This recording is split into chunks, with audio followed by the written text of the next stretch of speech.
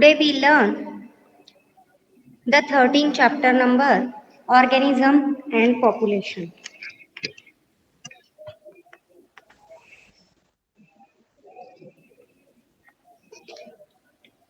Natural world around us shows amazing diversity of forms and complexity of relation.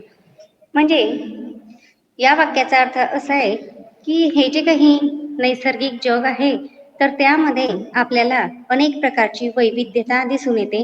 प्राण्यांची, वनस्पतींची किंवा जे काही सूक्ष्मजीव असतात दॅट इज मायक्रो ऑर्गॅनिझम, तर त्यांची वैविध्यता आणि त्यांच्या जे काही शरीराचे जे काही फॉर्म्स आहे तर त्यांच्यामध्ये असणारं कॉम्प्लेक्सिटी दॅट इज गुंतागुंतीचं स्ट्रक्चर आणि या अवतीभोवतीच्या वातावरणात त्यांचं कोरिलेशन कशा पद्धतीने मेंटेनन्स ते करतात हे आपल्याला या चॅप्टरमध्ये शिकायचंय. Term ecology. Ecology is nothing but relationship of animals and plants with their surrounding. मग ही जी काही इकॉलॉजीची टर्म आहे ही first use by writer but E. Haeckel gave substance to the term introduced ecology. म्हणजे सगळ्यात प्रथम रायटर या सायंटिस्टने ही टर्म यूज केली होती, परंतु ई हॅकेलने तिला व्यवस्थित प्रकारे नावारूपाला आणली. Ecological grouping of organism is nothing but ecological hierarchy. ही जी काही परिसंस्था आहे इकॉलॉजी, तर यामध्ये ऑर्गॅनिझमचे जे ग्रुप असतात तर यांना व्यवस्थित प्रकारे हायरची दॅट इज क्लासिफिकेशन, व्यवस्थित प्रकारे त्यांचं पदानुक्रम, त्यांचं पद कसं आहे त्याच्यानुसार त्यांना क्रम दिलेला आहे that is sequential arrangement. There are 4 sequential levels with increasing complexity of ecological organization visually. म्हणजेच हे जे काही पदानुक्रम आहे तर त्यांच्यामध्ये कॉम्प्लेक्सिटी गुंतागुंतीचं स्ट्रक्चर कशा पद्धतीने कॉम्प्लेक्स स्ट्रक्चर आहे त्याच्यानुसार जे काही ऑर्गनायझेशन आहे तर त्यांचे 4 ग्रुप केले. First is organism, then population, then community समाज आणि मग बायोम्स.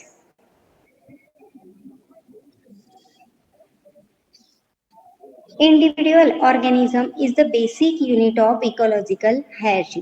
जसं पेशी cell is the structural and functional unit of the organism, तसं इकॉलॉजिकल हायरची या इकॉलॉजी ब्रँचचा जो काही पदानुक्रम आहे क्लासिफिकेशन आहे त्याच्यामध्ये ऑर्गॅनिझम हे त्याचं बेसिक युनिट आहे. पॉप्युलेशन म्हणजे लोकसंख्या. मग ती जी काही लोकसंख्या आहे ती कोणत्या ऑर्गॅनिझमची आहे त्याच्यानुसार ग्रुपिंग केलंय. Organism of same kind inhabiting a geographical area constitute population. Particular विशिष्ट एरियामध्ये जागेमध्ये सारख्या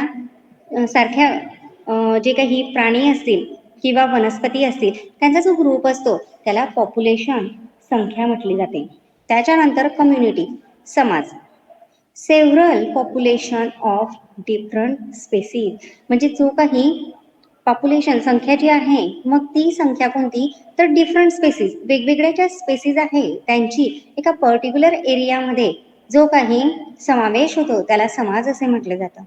जसं आपण ज्या समाजात राहतोय त्या समाजामध्ये वेगवेगळे जे काही मनुष्य प्राणी तर राहतातच, परंतु त्यांच्यासोबत को रिलेटेड असणारे जे काही ऑर्गॅनिझम आहेत, प्लांट्स आहे, मायक्रो ऑर्गॅनिझम आहे, त्या सगळ्यांचा समावेश कशात येतो कम्युनिटीमध्ये येतो, कारण ते एकमेकांशी वेगवेगळ्या प्रकारे इंटरॅक्शन करत असतात. Bio it constitute a large regional terrestrial unit delimiting by a specific climatic zone having major vegetation zone that is plant community and the associated fauna. Biome हा एकदम ब्रॉड कन्सेप्ट आहे. टेरेस्ट्रियल जे काही unit आहे जमिनीवर जी काही म्हणजे जमिनीवर जे काही प्राणी मात्र राहतात तर याच्यामध्ये वातावरणानुसार जे काही प्राणी असतील आणि त्या प्राण्यांशी निगडीत जे काही वनस्पती आणि वनस्पतींशी निगडीत जे काही प्राणी मात्र असतात त्या सर्वांचा समावेश कशामध्ये येतो बायोममध्ये. थोडक्यात काय, ऑर्गॅनिझम बेसिक युनिट आहे, त्यानंतर ब्रॉड कन्सेप्ट पॉप्युलेशन, त्याच्यानंतर हायली ब्रॉड कन्सेप्ट कम्युनिटी, आणि लास्टली बायोम ही व्हेरी हाय कन्सेप्ट आहे. There are 6 major group of terrestrial biome. 6 महत्वाचे ग्रुप आहेत. तर बघा, या डायग्राम मध्ये तुम्हाला वेगवेगळ्या प्रकारे जे कलरिंग केलेलं आहे तर ते वेगवेगळे ग्रुप दाखवतात. डेझर्ट, त्याच्यानंतर ग्रासलँड, त्याच्यानंतर ट्रॉपिकल फॉरेस्ट, त्याच्यानंतर टेम्परेट फॉरेस्ट याची क्वांटिटी जास्त आहे, त्याच्यानंतर कोनिफेरस फॉरेस्ट याची सुद्धा क्वांटिटी जास्त आहे, आणि आर्टिक अँड अल्पाईन टुंड्रा हे दाखवलेले. हे डिस्ट्रीब्युशन ऑफ मेजर बायोम्स आहे आणि with respect to annual temperature and precipitation, म्हणजे त्या भागामध्ये असणारं त्यांचं सराउंडिंग टेम्परेचर जे आहे त्याच्याशी रिलेटेड जे काही वनस्पती आणि प्राणी आढळून येतात त्यानुसार 6 ग्रुप केलेले आहेत. आता पुढचा टॉपिक बघायचा आहे आपल्याला, organism and the environment around. Ecology at the level of organism is basically the study of animal or plant physiology, which help us to understand how the organisms are adapted to their environment, not only for their survival but also for the propagation multiplication. बघा, ecology ही जी काही यामध्ये ऑर्गॅनिझमची जी काही level आहे तर त्यामध्ये आपण नेमकं कशाचा स्टडी करतो की जे काही वनस्पती आणि प्लांट्स आहे यांची physiology that is study of function and activities of life, म्हणजे इंद्रिय क्रिया विज्ञान म्हटलं जातं त्याला मराठीतून. आणि त्याच्यामुळे आपल्याला काय समजतं की पर्टिक्युलर वातावरणामध्ये जगण्यासाठी कशा पद्धतीने स्वतःमध्ये अनुकूलन म्हणजे ॲडॅप्टेशन बदल घडवून आणले आहे आणि त्याच्यानुसार ते प्राणी किंवा वनस्पती तेथे जगत असतात. Regional and local variation within each biome lead to the formation of a variety of habitat. बघा, जे काही रिजनल आणि लोकल व्हेरिएशन होतं जागेनुसार जे काही बदल होतात त्याच्यानुसार जे काही बायोम्स आहे ते काय करतात, व्हरायटीफुल प्लांट्स आणि ॲनिमल आपल्याला दिसून येतात. Major biomes of earth are shown in the figure 13.1 on the earth. आपण आता जी फिगर बघितली ज्याच्यामध्ये 6 वेगवेगळे प्रदेश बघितले आपण, तर त्यामध्ये life exist even in extreme and harsh habitat like scorching desert of Rajasthan, perpetually rain-soaked forests of northeastern state and high mountain top of Himalaya. बघा, जे काही वेगवेगळे मेजर बायोम्स आहे तर या मेजर बायोम्समध्ये आपल्याला काय बघायचंय की जी काही लाईफ आहे पृथ्वीवरील जे जीवन आहे तर ते अतिशय एक्स्ट्रीम, अतिशय क्रिटिकल आणि हार्श म्हणजे काठिण्यपूर्ण अशा वातावरणामध्ये सुद्धा जगण्याची त्यांच्यामध्ये उमेद असते. मग त्याचं एक्झाम्पल त्यांनी दिलंय की राजस्थानमधील उष्णकटिबंधीय प्रदेश आहे तो, तर त्याचबरोबर जेथे नॉर्थ ईस्टर्नमध्ये कंटिन्युअस पाऊस पडत असतो, तर जे काही हिमालय आहे त्या हिमालयाच्या टॉपवर जबरदस्त थंडी असते अशा ठिकाणी सुद्धा लाईफ एक्झिस्ट होते.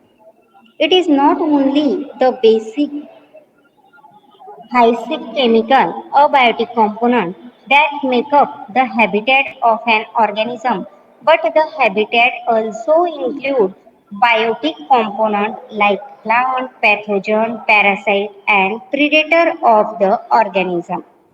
म्हणजे वनस्पती आणि प्राणी जे काही आहे तर त्यांच्या जे काही ते राहण्याचे वसतिस्थान आहे ज्या ठिकाणी ते राहतात तर तेथे बायोटिक कॉम्पोनंट सोबतच अबायोटिक कॉम्पोनंट जे आहे त्यांचाही त्यांच्यावर परिणाम होत असतो.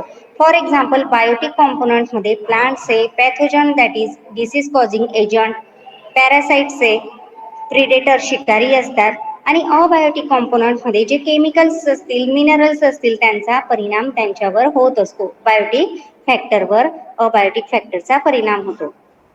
We assume that over a period of time, the organism had, through natural selection, evolved adaptation to optimize its survival and reproduction in its habitat. नंतर जसा जसा कालावधी हा जातो त्या पद्धतीने नॅचरली जे सिलेक्टेड स्पेसीज आहे त्या जगतात, त्या स्वतःमध्ये बदल घडवून आणतात आणि त्यांची स्पेसीज संवर्धन करत असतात. हॅबिटॅट अँड निचे, अतिशय महत्वाचा पॉइंट, यावर प्रश्न विचारले जातात.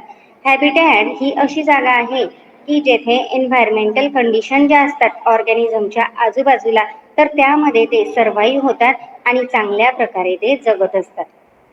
आणि निचे ही जी टर्म आहे ही कोणी डिनोट केली आहे, तर जे ग्रेनियल 1917 मध्ये यांनी ही टर्म इंट्रोड्यूस केली आहे. आणि याच्यामध्ये जो काही ऑर्गॅनिझम आहे त्याचा फंक्शनल रोल काय आहे त्या एन्व्हायरमेंटमध्ये हे आपल्याला स्टडी करायचं आहे. Niche include various aspect of life of an organism like diet and shelter, म्हणजे जे काही अन्न भक्षण केलं जातं आणि शेल्टर म्हणजे राहण्याचं ठिकाण, निवारा जो काही आहे, तर त्या वातावरणामध्ये त्याला म्हटलं जातं नीचे. इन कोलोक्वियल लँग्वेज, कोलोक्वियल लँग्वेज म्हणजे जी काही बोलीभाषा आहे त्या बोलीभाषेमध्ये काय म्हटलं जातं, हॅबिटॅट हा पोस्टल ऍड्रेस आहे, म्हणजे परमनंट ऍड्रेस आहे, तर नीचे हा प्रोफेशन ऑफ ऑर्गॅनिझम, त्याचं कर्मभूमी काय आहे हे नीचे डिसाइड करतं. डिफरन्शिएट बिटवीन हॅबिटॅट अँड निचे असा क्वेश्चन विचारला जातो. Habitat that is an area where species live and interact with the other factor and prosper. जे काही हॅबिटॅट पोस्टल ऍड्रेस आहे तर हा असा ऍड्रेस असतो की याच्यामध्ये स्पेसीज या जगत असतात आणि जे अदर फॅक्टर आहे त्यांच्यासोबत इंटरॅक्ट, आंतरक्रिया करत असतात. तर नीचे ही अशी कन्सेप्ट आहे की ज्याच्यामध्ये जो काही ऑर्गॅनिझम आहे तो जगतो, सर्व्हाइव्ह करतो त्या विशिष्ट एन्व्हायरमेंटल कंडिशन सोबत. हॅबिटॅट याच्यामध्ये कन्सिस्ट ऑफ न्यूमरस निचे, म्हणजे हॅबिटॅट ही ब्रॉड कन्सेप्ट आहे आणि या ब्रॉड कन्सेप्ट मध्ये कोण इन्क्लूड होतं, तर वेगवेगळे जे निचे आहे तर ते इन्क्लूड होतात. आणि निचे जे काही आहे तर याच्यामध्ये ऑब्विसली छोटीशी कन्सेप्ट आहे, do not content such component, म्हणजे हॅबिटॅट मध्ये निचे इन्क्लूड होतं हे लक्षात घ्यायचंय. Effect of temperature, rainfall and other abiotic factor, हे जे काही हॅबिटॅट आहे त्याच्यावर काय इफेक्ट होतो, टेम्परेचर वातावरणाचा, पाऊस पाण्याचा, आणि जे काही अबायोटिक फॅक्टर आहे अदर, लाईट असेल, सेन्सिटिव्हिटी असेल, तर त्यांचा परिणाम होत असतो. तर नीचे जे आहे तर याच्यामध्ये काय महत्वपूर्ण आहे, flow of energy from one organism to other through ecosystem. एनर्जीचा जो काही फ्लो आहे तो एका ऑर्गॅनिझम कडनं दुसऱ्याकडे कशा पद्धतीने जातो या इकोसिस्टीम मध्ये, परिसंस्थेमध्ये, ते नीचे मध्ये इन्क्लूड होतं. हॅबिटॅट जे आहे तर हे न्यूमरस ज्या स्पेसीज आहे एकाच वेळेस असणाऱ्या त्यांना सपोर्ट करतो, आधार देतो. तर नीचे मध्ये सिंगल स्पेसीज एकाच वेळेला त्याला सपोर्ट केला जातो. Habitat is a physical space, म्हणजे ज्या हॅबिटॅट आहे तर ही फिजिकल स्पेस आहे, तर niche is an activity perform by organism. Niche म्हणजे अशा क्रिया त्यांच्या की त्या पर्टिक्युलर ऑर्गॅनिझमच्या विविध ज्या क्रिया आहेत त्यांचा समावेश नीचे या कन्सेप्टमध्ये होतो. Habitat is not species specific, म्हणजे हॅबिटॅट ब्रॉड कन्सेप्ट असल्यामुळे एका पर्टिक्युलर स्पेसिससाठी ती नाही आहे, तर नीचे ही पर्टिक्युलर स्पेसिससाठी इन्क्लूड होणारी छोटीशी टर्म आहे. Definition of habitat: place or area where particular species live in its habitat. जे आताच बघितलं आपण की असा एरिया की ज्यात ज्या काही पर्टिक्युलर स्पेसीज आहे तर त्या राहत असतात आणि त्यांच्यावर इफेक्ट करणारे फॅक्टर म्हणजे सनलाईट, नंतर ॲव्हरेज रेनफॉल, ॲन्युअल टेम्परेचर, नंतर type of soil present and other abiotic factor, that is topographical factor. मग ट्रोपोग्राफिकल फॅक्टर म्हणजे काय, तर कोणत्याही प्रदेशाची स्वाभाविक रचना, नंतर जी सॉइल आहे तिचा टाईप कसा आहे, असे वेगवेगळे फॅक्टर त्याला इफेक्ट करत असतात. This factor help in determine presence of particular type of species in environment. या फॅक्टरमुळे पर्टिक्युलर ज्या काही वेगवेगळ्या टाईपच्या स्पेसीज आहेत त्या त्या वातावरणामध्ये जगत असतात. Pond, river, ocean, etc. are the example of habitat as many organisms are found in the same place और हॅबिटॅट. हे जे काही हॅबिटॅट आहे ते वेगवेगळ्या प्रकारचं असू शकतं. अर्बोरियल म्हणजे झाडावर राहणारे, टेरेस्ट्रियल जमिनीवर राहणारे, हवेत राहणारे आणि ॲक्वेटिक पाण्यात राहणारे. The immediate surrounding of an organism sometimes also refer as a micro habitat. म्हणजे अतिशय सूक्ष्म जे काही ऑर्गॅनिझम आहे ते सुद्धा त्या वातावरणात जगत असतात, म्हणून त्यांना मायक्रो हॅबिटॅट सुद्धा म्हटलं जातं. आणि ही कन्सेप्ट सुद्धा लक्षात ठेवण्याजोगी आहे, कारण हे मायक्रो हॅबिटॅट असणारे जे ऑर्गॅनिझम आहे ते काय करतात, सेडेंटरी किंवा विकली मोटाईल ऑर्गॅनिझम हे काय करत असतात, तर जे काही हाय कॉम्प्लेक्स जे ऑर्गॅनिझम आहे त्यांना मदत करत असतात. सेडेंटरी म्हणजे काय, तर एका ठिकाणी चिपकून राहणारे. Definition of Nietzsche. The term Nietzsche was first time used by J. Granuel. And Nietzsche is described as a position of a species in the environment, like what they do for their survival. म्हणजेच त्यांच्या ज्या need आहे त्या fulfil होतात का त्या वातावरणात, त्यांना व्यवस्थित निवारा अन्न मिळतं का. नंतर नीचे ही छोटीशी टर्म आहे आणि यामध्ये जे काही एनर्जीचा फ्लो आहे एका ऑर्गॅनिझम कडनं दुसऱ्या ऑर्गॅनिझम कडे कसा जातोय हे समजणे गरजेचे असते. म्हणजे तो ऑर्गॅनिझम काय खातोय, तो त्या वातावरणात इतर ऑर्गॅनिझम सोबत कसा इंटरॅक्ट होतोय. Next point is, if the species create its own unique niche in an ecosystem, it would be helpful in reducing competition for resources among species. म्हणजे एका पर्टिक्युलर एन्व्हायरमेंटमध्ये जे काही स्पेसीज असतील, जर त्या फूड हॅबिट त्यांच्या एका स्पेसीजचे ऑर्गॅनिझम आहे परंतु त्यांच्या फूड हॅबिट डिफरंट असतील तर कॉम्पिटिशन हे कमी करता येतं. फॉर एक्झाम्पल बर्ड्स घेऊया. बर्ड्स जे काही आहेत तर काही बर्ड्स त्यांची इटिंग हॅबिट ही डिफर असते. फॉर एक्झाम्पल काही बर्ड्स हे फक्त इन्सेक्टिव्होरस असतात म्हणजे इन्सेक्ट खातात, काही फ्रुक्टिव्होरस असतात म्हणजे फ्रूट खातात, तर काही फ्रुक्टिव्होरस ॲज वेल ॲज इन्सेक्टिव्होरस आणि त्याचबरोबर ओमनिव्होरस असतात म्हणजे काहीही खातात, एनिथिंग दे कम अक्रॉस हे खात असतात.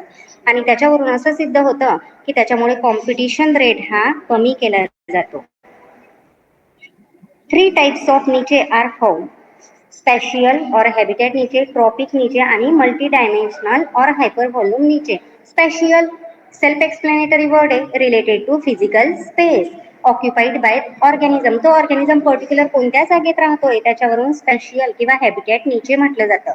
Tropic niche, that is this is on the basis of trophic level of organism in the food chain.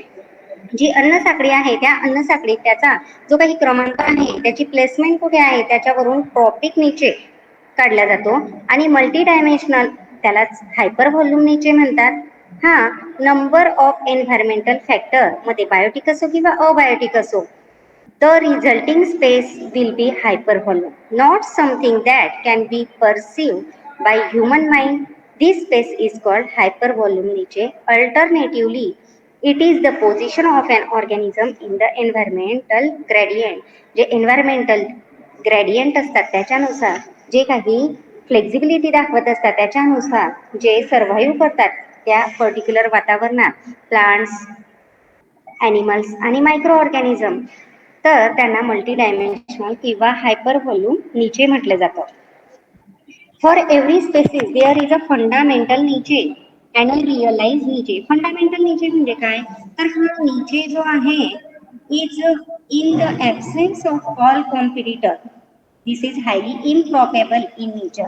Fundamental niche जो आहे तर हा शक्यतो दिसून येत नाही, कारण त्यात काय सांगितलं आहे की कॉम्पिटिटर म्हणजे जे काही संघर्ष करणारे आहे तर ते ॲबसेंट असतील, प्रतिस्पर्धी ज्याला म्हटलं जातं ते जर ॲबसेंट असतील तर हा नीचे आढळून येतो. परंतु असं वातावरणात घडत नाही, कॉम्पिटिटर हे प्रत्येक जागेत असतात.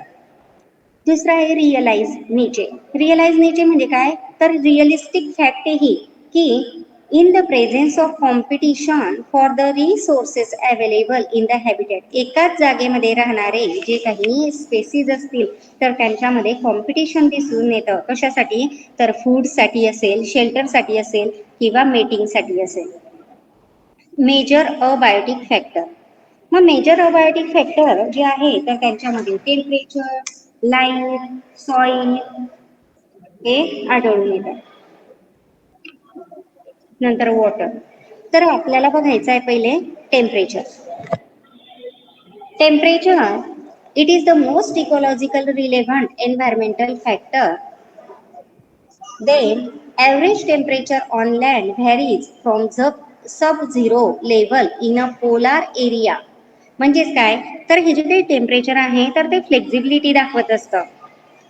वेगवेगळ्या ठिकाणचं वातावरण किंवा तापमान हे वेगवेगळं असतं. ते कसं, तर एक्झाम्पल दिलंय sub zero level in polar area.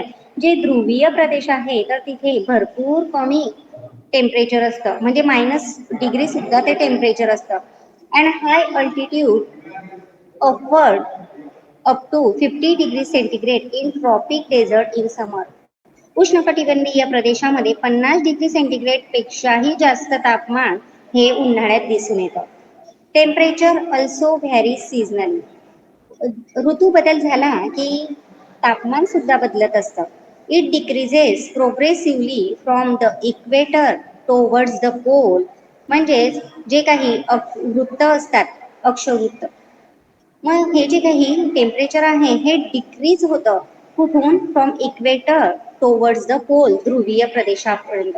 And from plain म्हणजे सपाट प्रदेशापासून तर माउंटन टॉप म्हणजेच पर्वतीय प्रदेशांकडे हे डिक्रीज होत असतं. There are unique habitats such as a hot spring 80 to 1000 degree centigrade, deep sea, hydrothermal vent, where average temperature usually 400 degree centigrade. जे आपण अगोदरच बघितलं की हे जे टेम्परेचर आहे ते व्हॅरी होत असतं. त्याचे हे उदाहरण होते. Ambient temperature. Ambient that is आसपास किंवा सभोवताली असणारं टेम्परेचर. हे काय करतं, तर एन्झाईम, कायनेटिक जे काही सेलमध्ये प्रेझेंट असतात तर त्यांच्यावर ॲफेक्शन करतं, परिणाम करतं. आणि त्याच्यामुळे मेटाबॉलिझम, चयापचय प्रक्रियेवर, ॲक्टिव्हिटी, क्रियाशीलतेवर आणि फिजिओलॉजी म्हणजे जे काही ऑर्गन सिस्टीमचं जे फंक्शन असतं या सर्व गोष्टींवर ॲफेक्शन होतं टेम्परेचरचं. त्याच्यानंतर आपल्याला पुढची टर्म बघायची आहे टेम्परेचर मधली eurythermal. That is only few organism can tolerate and thrive in a wide range of temperature. म्हणजे काही मोजकेच असे ऑर्गॅनिझम असतात की ते अतिशय जास्त तापमानामध्ये किंवा क्रिटिकल जाचक अशा तापमानामध्ये जगू शकतात. तर स्टेनोथर्मल म्हणजे काय, vast majority of them are restricted to a narrow range of temperature. आणि मॅक्झिमम अशा स्पेसिस असतात की ते साधारण तापमानाला जगू शकतात. सेकंड फॅक्टर अबायोटिक बघायचा आहे आपल्याला, वॉटर. वॉटर जलाशिवाय किंवा पाण्याशिवाय जगू शकत नाही कोणती पण स्पेसिस असो. तर बघा, availability of water is an important factor affecting the organism.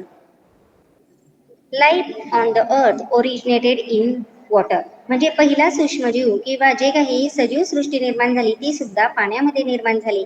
आणि its availability is so limited in a desert that only special adaptation are required to survive here. म्हणजे जे काही वाळवंटीय प्रदेशात राहणारे ऑर्गॅनिझम आहे तर त्यांना कशाला फेस करावं लागतं, तर तिथे स्कार्सिटी ऑफ वॉटर आहे, पाण्याची अतिशय कमतरता असते. आणि त्यामुळे जे काही प्राणी किंवा वनस्पती असतील ते स्वतःमध्ये ॲडॅप्टेशन, अनुकूलन घडवून आणतात. Productivity and distribution of plant are also heavily dependent on water.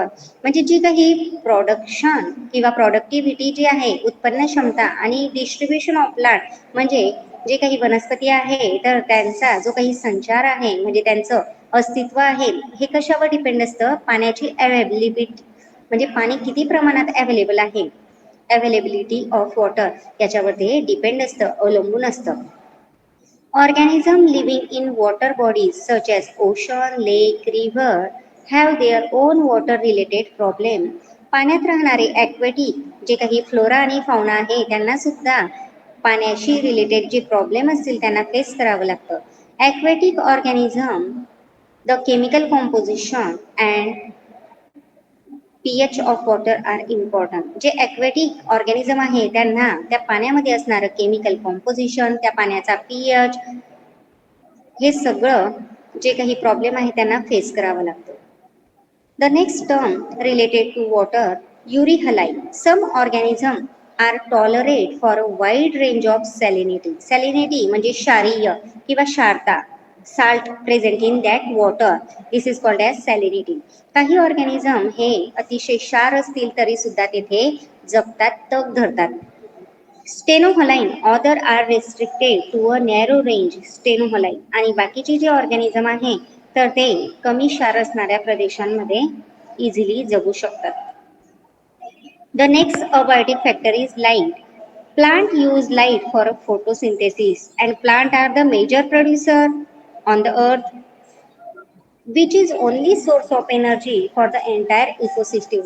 म्हणजे हे जे प्लांट्स आहे ते प्रोड्युसर आहे आणि लाईट हा इतका मेजर फॅक्टर आहे कारण लाईट असेल तर ते काय करतील, फोटोसिंथेसिस प्रक्रिया करतील आणि फोटोसिंथेसिस असेल तरच फूड तयार होऊ शकेल. Many species of small plant, herb and shrub growing on a forest floor are adapted to perform photosynthesis optimally under very low light condition because they are constantly overshadowed by tall tree. जे अतिशय घनदाट जंगल असतात या घनदाट जंगलांच्या आत जे छोटे छोटे ट्री असतात तर ते अतिशय कमी प्रकाश असेल तरी सुद्धा तेथे फोटोसिंथेसिस हे परफॉर्म करत असतात आणि त्याच्यामुळे काय होतंय तर ते स्वतःमध्ये ॲडॅप्टेशन घडवून आणतात. कारण की जे मोठे झाडं असतात तर ते शॅडो म्हणजे सावली देतात, पूर्णपणे झाकून टाकतात आणि हे छोटे छोटे ट्री काय करतात तर जे काही हवा असेल, हवा आल्यानंतर जो म्हणजे थोडाफार लाईट येईल तर त्याच्याद्वारे सुद्धा ते स्वतःचं फोटोसिंथेसिस प्रोसेस करून भरण पोषण करत असतात. For animal to diurnal and seasonal variation in light intensity and duration photoperiod are clue for timing their foraging, reproductive and migratory activity. म्हणजे ॲनिमल्स सुद्धा लाईट हा महत्त्वपूर्ण असा घटक आहे पण प्राण्यांसाठी सुद्धा, कारण या लाईटच्या तीव्रतेवर त्यांचं काय डिपेंड असतं तर टायमिंग कशाचा तर त्यांना मायग्रेशन करायला, रिप्रोडक्शन करायला, मेटिंग करायला. अशा पद्धतीने लाईट हा इम्पॉर्टंट फॅक्टर आहे फ्लोरासाठी पण आणि फौनासाठी सुद्धा, म्हणजे प्लांट्स आणि ॲनिमल्ससाठी.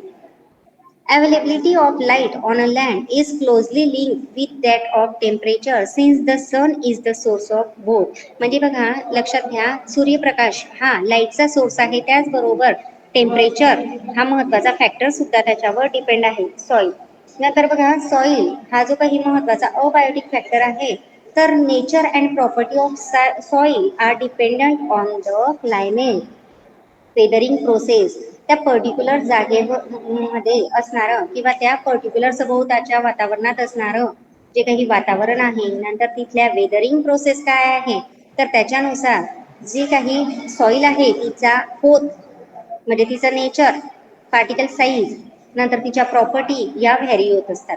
Various characteristics of soil such as soil composition, grain size determine the percolation and water holding capacity of the soil. वातावरण कसं आहे त्याच्यानुसार पाणी धरून ठेवण्याची क्षमता, त्याच्यानंतर त्या मातीचा पोत, पार्टिकल साईज हे सगळं डिपेंड असतं. नंतर these characteristics along the pH, mineral composition and topography determine the vegetation of an area. एखाद्या जागेमध्ये वनस्पती जास्त प्रमाणात असतील तर त्या कशावर डिपेंड असेल तर त्या सॉइलमध्ये असणारे मिनरल्स, त्यांचं कॉम्पोजिशन, त्यानंतर त्या सॉइलचा पीएच, न्यूट्रल सॉइल आहे का साल्टी आहे का अल्कलाईन आहे, त्याच्यानंतर topography that is in that सभोवतालचं जे काही वातावरण आहे तर त्याला टोपोग्राफी म्हटलं जातं.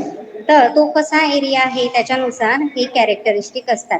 Vegetation in turn dictate the type of animal. नंतर एखाद्या पर्टिक्युलर सॉइल किंवा जे काही जमिनीचं क्षेत्र आहे तिथे जर भरपूर प्रमाणात वनस्पती असतील तर ऑब्विसली त्यांच्यावर डिपेंड असणारे ॲनिमल यांची सुद्धा संख्या कशी असेल, जास्त असेल. To survive and flourish in any environment, organism must adapt to changes in the environment for which there are following possibility. मग ह्या ज्या काही पॉसिबिलिटी असतात तर या पॉसिबिलिटी कोणकोणत्या असतात तर त्या म्हणजे रेग्युलेशन, त्याच्यानंतर कन्फर्म आणि त्याच्यानंतर मायग्रेट, सस्पेंड या असतात. या आपण पुढच्या लेक्चरला बघणार आहोत. धन्यवाद.